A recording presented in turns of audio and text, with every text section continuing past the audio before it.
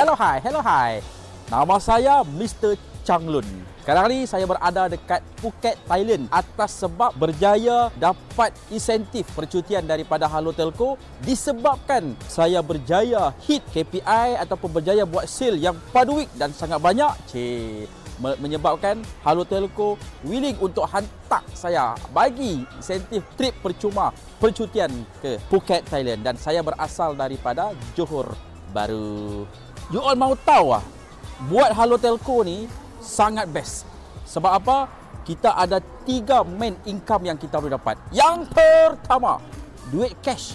You buat bulan ni, bulan depan terus dapat insentif cash. Yang itu kita panggil active income. Yang kedua, you all mau tahu Halo Telco juga bagi passive income, yang mana selagi mana SIM card yang kita jual kepada customer, dia orang pakai, dia orang top up dan langgan internet every month, Halo Telco akan bayar seumur hidup dekat kita. Dan yang ketiga, yang paling menarik sekali, seperti yang saya berada dekat Phuket, Thailand sekarang. Setiap kali Halo Telco buat saja program untuk quarterly, half yearly dan juga yearly, Halo Telco akan bagi trip insentif percuma.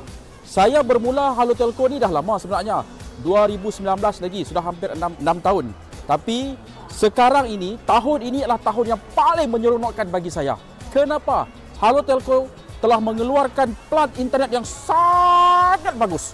You mau tahu dengan RM50 you all bayar top up ataupun langgan internet, dapat data 350GB, high speed data 4G, high speed data 5G, and then dapat full hotspot. Tak ada telco lain yang buat. So dengan Halo Telco yang best plan macam ni, saya boleh fly saya punya insentif dan juga commission. You all mau tahu, dalam tempoh 3 bulan sahaja saya buat sale, buat jualan, commission campur aktif dengan passive sudah hampir 15,000, dan passive income saya dalam tempoh 3 bulan saja daripada 200 fly kepada RM6,000 setiap bulan.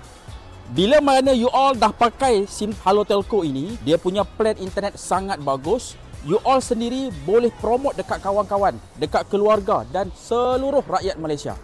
Saya sangat-sangat recommend you all semua gunalah SIM card Halo Telco dan jadilah rakan niaga Halo Telco secepat mungkin.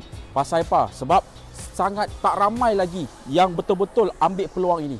Dan kalau mau jadi rakan niaga Halo Telco, kasih Roger saja Mr. Changlun.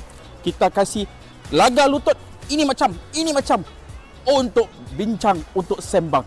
Kasih Roger Mr. Changlun. Dan jangan lupa follow TikTok Mr.